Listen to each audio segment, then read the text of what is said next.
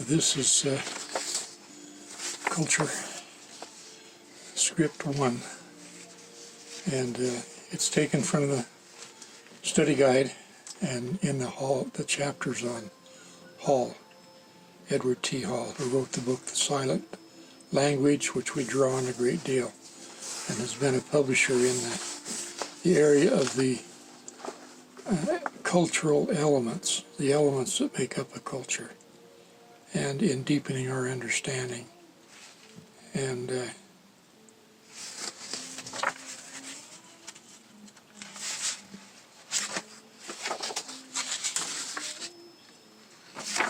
this is what he says about the English and the Navajo languages.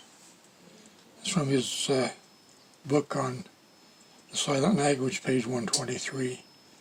Some languages and cultures are so dissimilar, English and Navajo, for example, that they force the speaker into two different images of reality.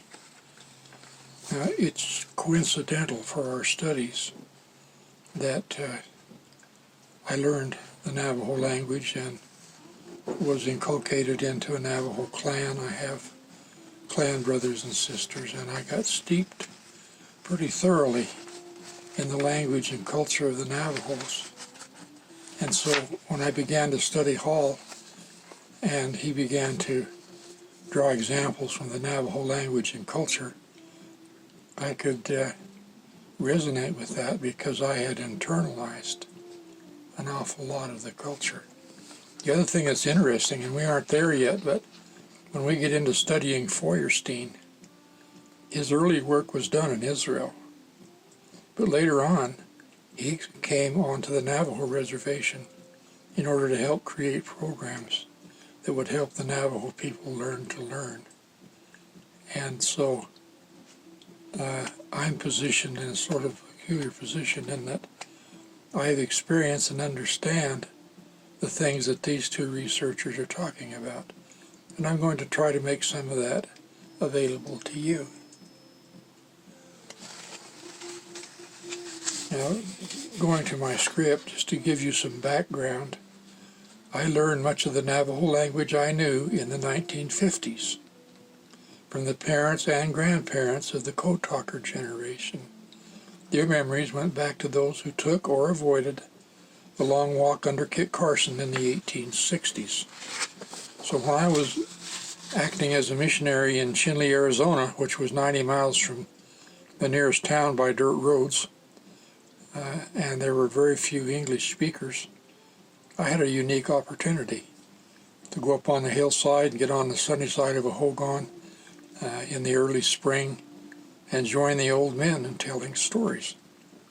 And they would tell me stories from their culture, and then I would tell them stories from the Book of Mormon that sort of tied into this, like the Jaredites and their barges and various things like that. So it was a very unique and interesting experience.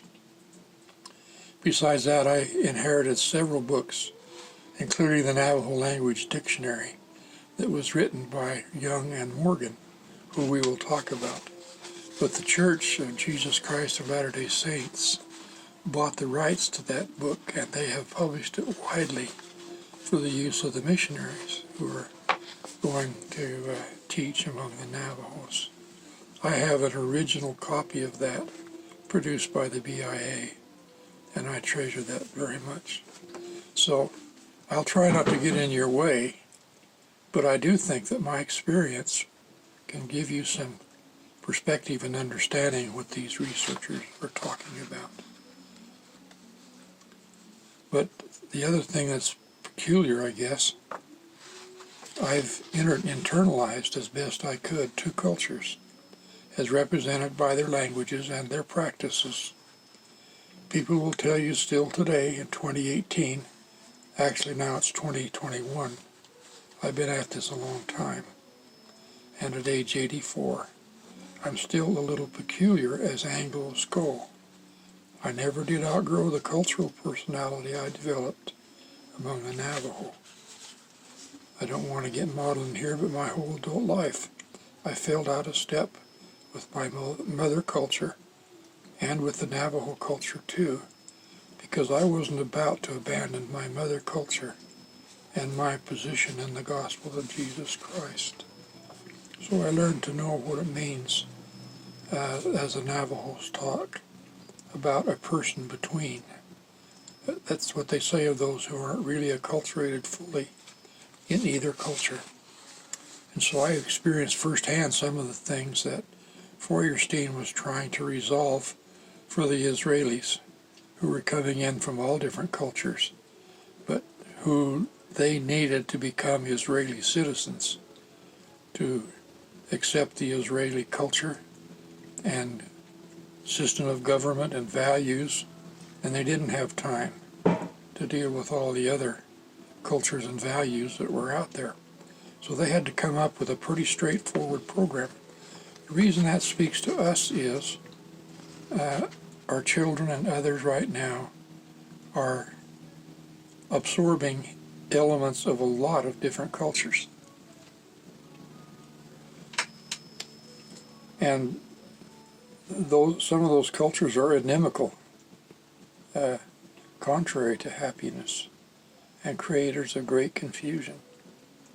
And we don't have time to try to answer all the stuff that they generate. What we need to be doing, rather, is building the culture of godliness and establishing more firmly the society that can be built on cultures, the society of Melchizedek and Enoch, that is called Zion. And so as we do these things, that is the perspective from which we will be acting, how this material informs that process of helping our children and other immature adults adopt the cultural practices of the culture of godliness.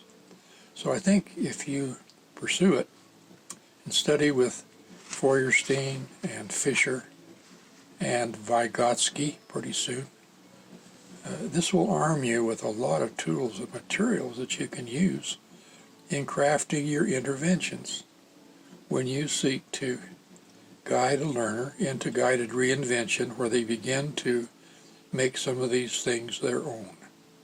Because disbelief seems to be the root core of the problem with people who walk away from the church, from our society, from our valued way of life. They don't believe.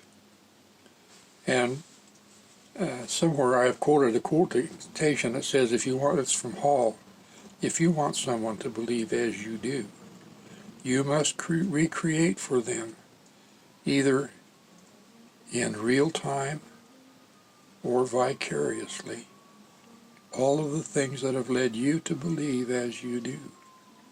This is the only way we can handle this zone of personal dominion, where we've said that every human mind is encapsulated behind a barrier to guard their free agency, their freedom of action, that nothing penetrates that they don't allow to enter in. Now that just simply means that we have our work cut out for us, and we have to be very careful. Wise as serpents, harmless as doves, as we craft these interventions, or they will simply go over the heads of our learners or offend them, and they will remain in their state of disbelief. So these things are well worth talking about, and understanding something of the elements of culture is very valuable, and we're going to do it with sort of a contrastive analysis, incorporating some of the Navajo culture, because as they said, it's so different from English that it forces the speaker into two different views, images of reality. A great deal can be learned from this when you're contrasting two very dissimilar systems of belief.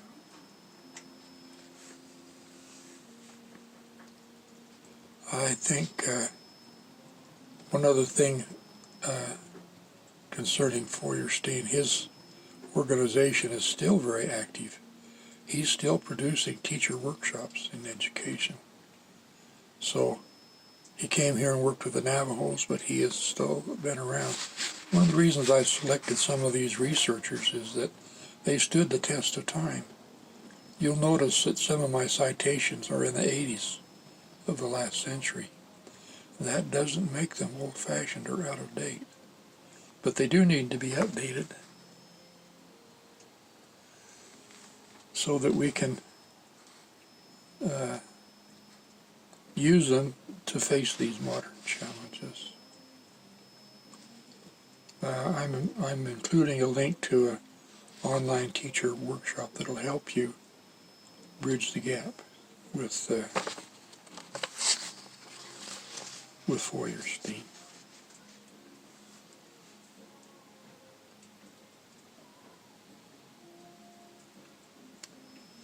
One interesting point is that the Navajo language and its attendant culture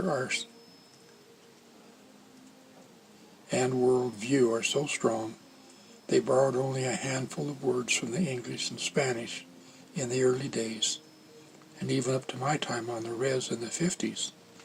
No wonder the language baffled the Japanese codebreakers during World War II. Now, moving on to the next point.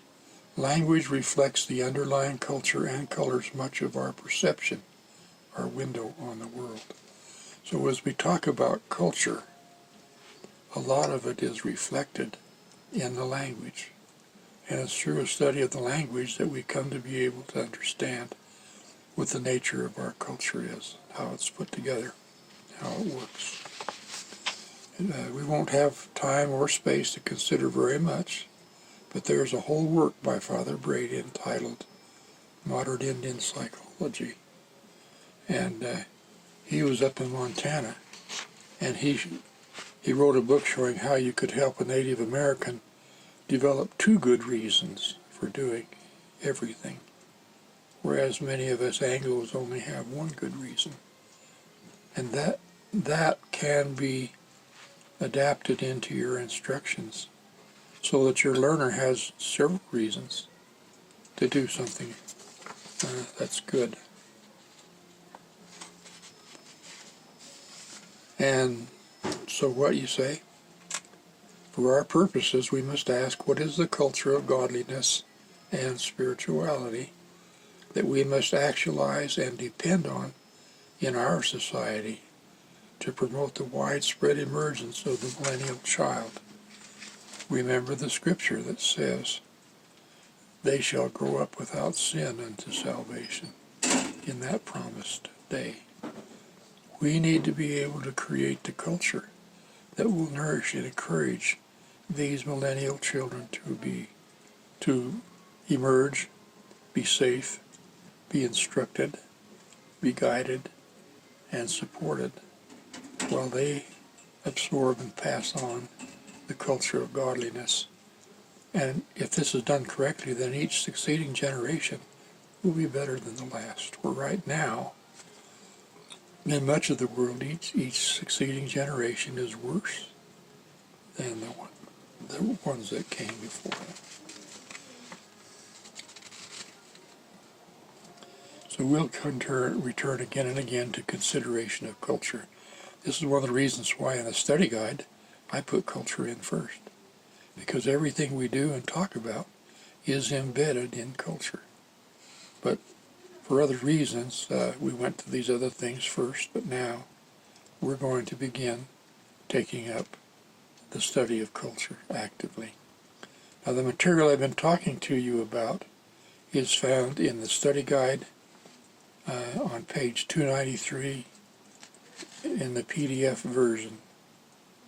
And I'll put up a thumbnail with this videotape that shows you how to get there and what the names and so on are. Okay, here's our some statements that I'll probably put into thumbnails. The study of cross-culture and intercultural conflict was the entry point for me of all I'm trying to share, and it was triggered in me forcefully by the untimely and cruel death of a young Navajo teenager in southern Utah in the late 60s. This story is found on page 4 of the study guide in the PDF version. The PDF version is the one that you download when you go to the website and click on the link. Here's a quotation that I've already mentioned, but I'm going to put it on a thumbnail too. If you want someone to believe as you do, you must recreate for them either by real experience in real time or vicariously everything that has led you to believe as you do. And that's quoted from Edward T. Hall, The Silent Language.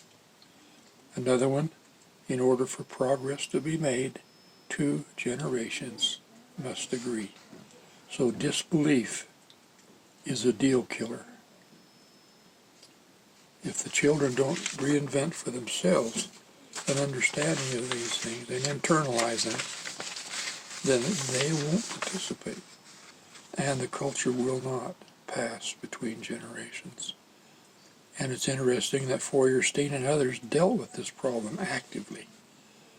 They weren't just studying theoretical whatevers. They had people, living people, who needed to be able to be nurtured in this Israeli culture or in their own culture if they were Navajo. So there's a great deal to be learned here. So we are discussing culture in general, leading to an ever sharper and more narrow focus on our primary interest, to understand and describe the culture of godliness. As we will see, we live and move and have our being within our culture.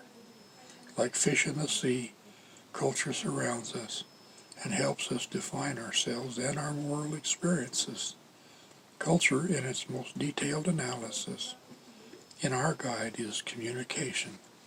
It's how we speak to others and how they speak to us. So we're doing this, and it's close to home for me, but one of the things I'm trying to do is share with you my bias so you'll understand why I say what I say, believe what I do, and then you'll realize that that's not the total final answer, that there's room in there for you to find your own way and reinvent these things for yourself.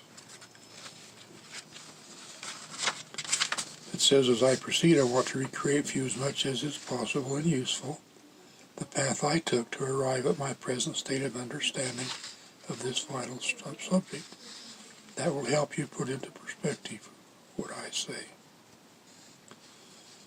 Perhaps it will make you aware of your own journey to enlightenment, possessing and enjoying the fruits of a fully articulated human mind and animated by an enlightened Christian conscience. And I put a note in here to myself that when I reread this, it makes me sound like I think I'm a know-it-all, and believe me, I am not. I have struggled with these things for many years. First time I wrote down teaching for the millennial child was in the late 80s. So this idea has been sort of percolating in me for a long time. And I happen to know that I have a limited IQ. I'm not super intelligent in learning academically. And for example, with Fisher, I just struggled and struggled to understand exactly what he meant by what he was saying. I had to outline it, come back to it, and spent a long time getting what insight I have. Now it says your path will be much different than mine, but hopefully we can arrive at the same destination. A deeper and more dynamic insight into the world around us, possessing the tools and insights we need to do our work, which is describing the culture of godliness and the essential elements of the society of Enoch and Melchizedek, that is Zion, and of an enlightened Christian conscience, and the aspects and character of a potential millennial child for ourselves and for those nearest and dearest to us, to acquire the powerful dynamic principles, tools, and practices leading to the comforting safety of living the laws of obedience, sacrifice, and godly inspired charity that guided the Savior during his time in mortality.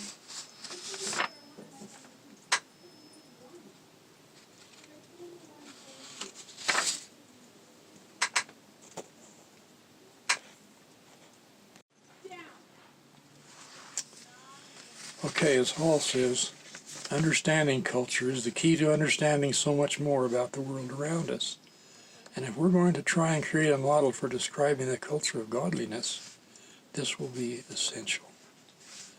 Now, quoting from Hall, probably the most difficult point to make, and make clearly, is that not only is culture imposed on man, but it is man in a greatly expanded sense. Culture is the link between human beings and the means they have of interacting with others. The meaningful richness of human life is the result of the millions of possible combinations involved in a complex culture. Now, I'm going to put that into a thumbnail, and it's worth thinking about. We seldom think of ourselves as being creatures of our culture. And yet, if you think about it, a child, when they're born, has no culture. And if you watch even an infant, they're struggling to make sense out of things.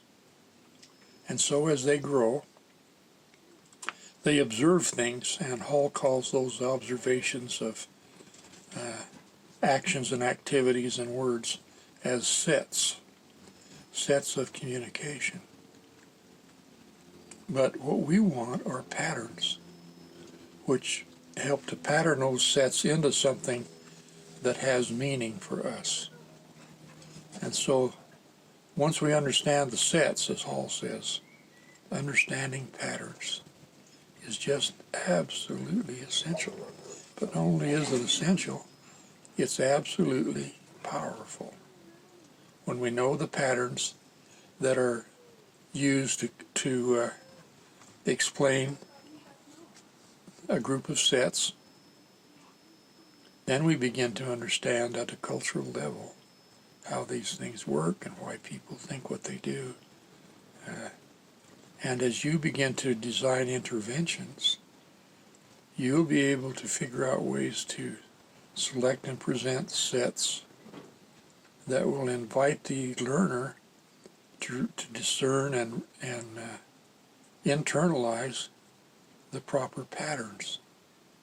If you see somebody who's just coming off the walls and the things they're saying seem so illogical, then that means they've internalized patterns that are not based in reality, in the realities of the gospel, in the realities of mortality.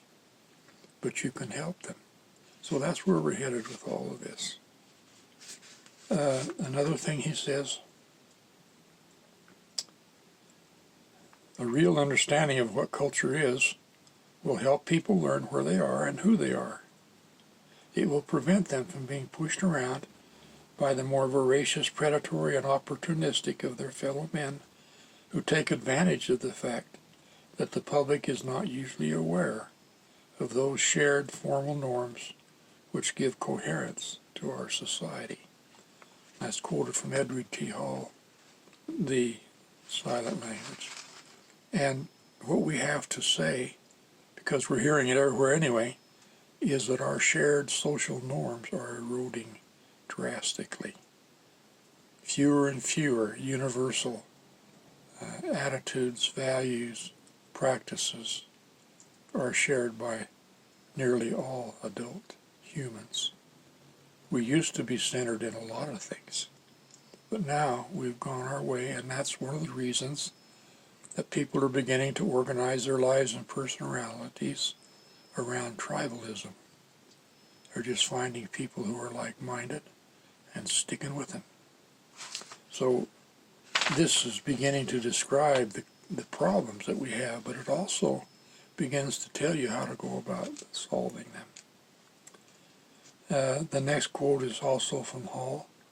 By broadening his conception of the forces that make up and control his life, the average person can never again be completely caught in the grip of patterned behavior of which he has no awareness.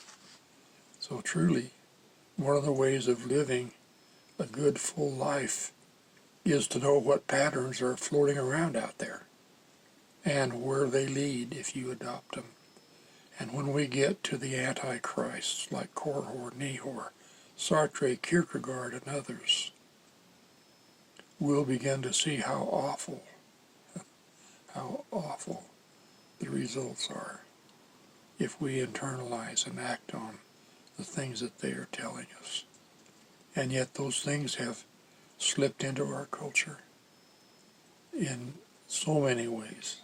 And hopefully you'll begin to recognize them and raise a warning voice for yourself and those you love. But that's where we're looking. That's why in my notes it says, the potential of this work is truly awesome. You shall know the truth, and the truth shall make you free.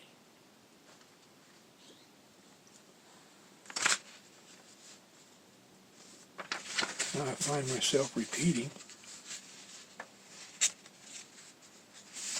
something I already said. So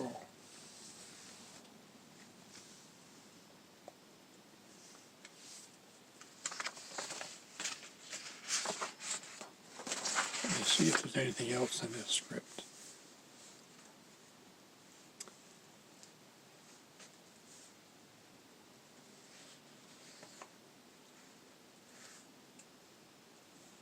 I give an example of the contrast between Navajo and English, and that's found on page 23 of the PDF, Teaching for the Millennial Child Study Guide. And I'll invite you to take a look at that on your own. Okay, and in summary, and so you say what? For our purposes, we must ask, what is the culture of godliness and spirituality that we must actualize and depend on in our society to promote the widespread emergence of the millennial child? And please don't assume by what I'm saying that I don't think there's any millennial children around right now. I think there are many, many of them.